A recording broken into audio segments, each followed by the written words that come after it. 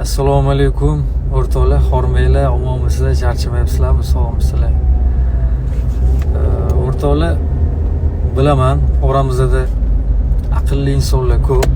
Men bunga ishonaman. Sizlarni bir nima deydi, fikringlar qiziq bo'lyapti hozir menga. Tasavvur qilinglar, yillar davomida sevishib yurgan insonlar baribir bo'lgan. Sevishib yuribsizlar-da, oradan qanchadir vaqt o'tyapti-da, ayrilib ketyapsizlar.